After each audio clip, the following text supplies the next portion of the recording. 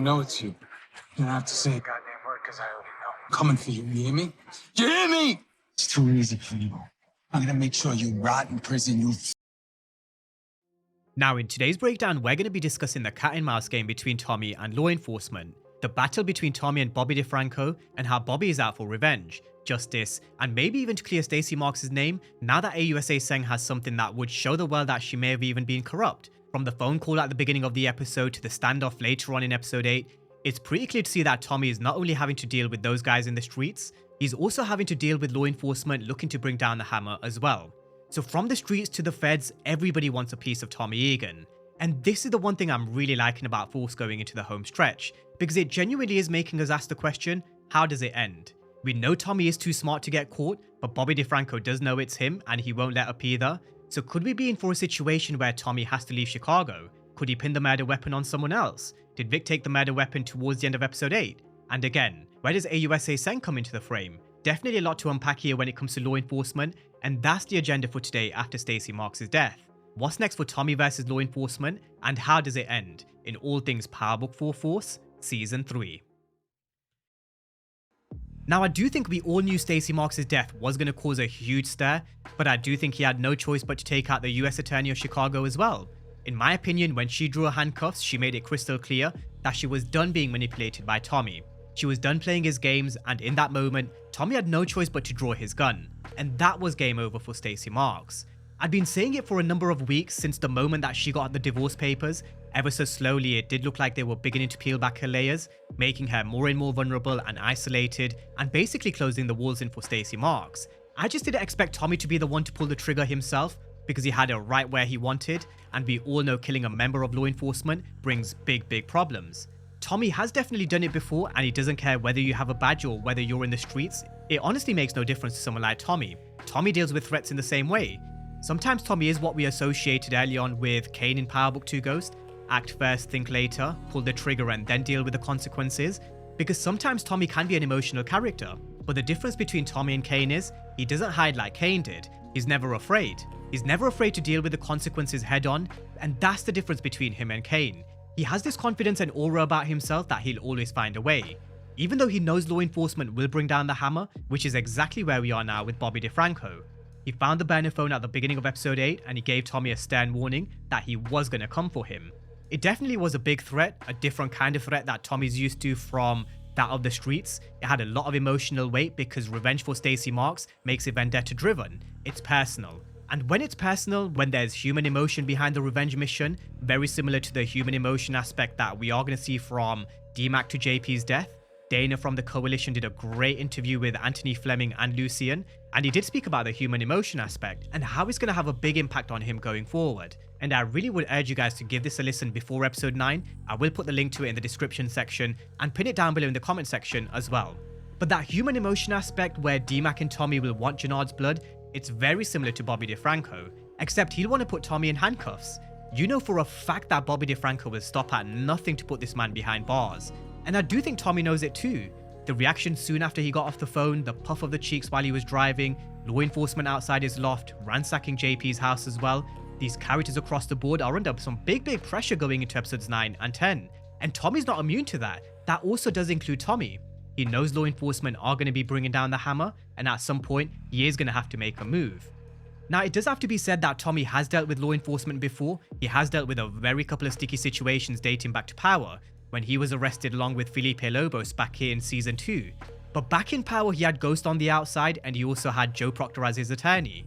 He did mention that he's got Jenny Sue on speed dial in episode 8, and Gary Lennon has previously teased that this season Tommy does have a few new tricks up his sleeve, which we definitely have seen, but I do think he does need to kind of find another one because this is a different kind of pressure.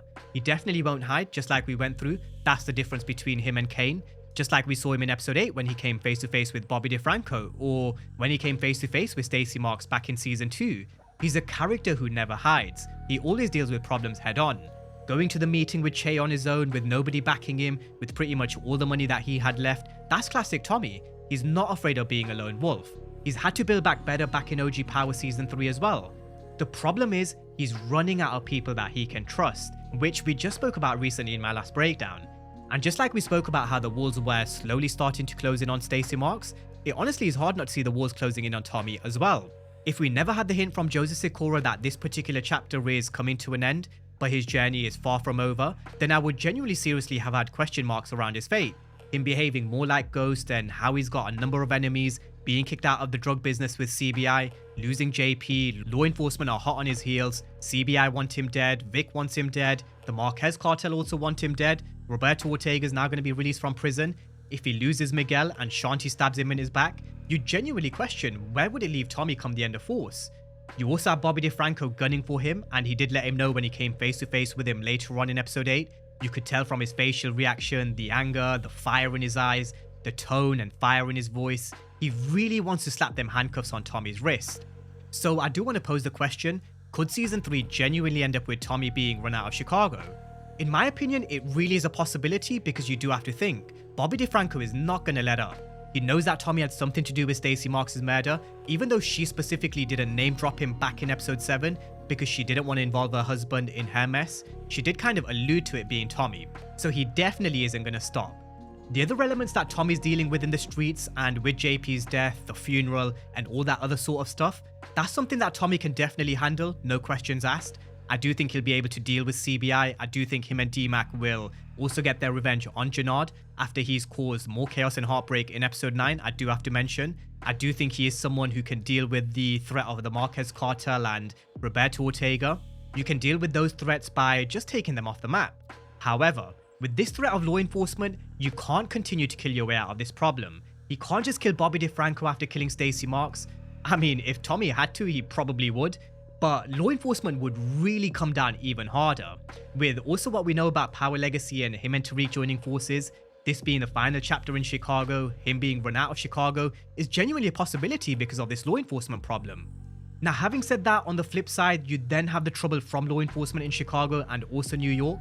Where does it then leave Tommy? Does he go to LA? Are they somehow able to clear his name in New York and then go back to the Big Apple? Or could Tommy pin the murder weapon on someone else and have them maybe take the rap for Stacy Marks' murder?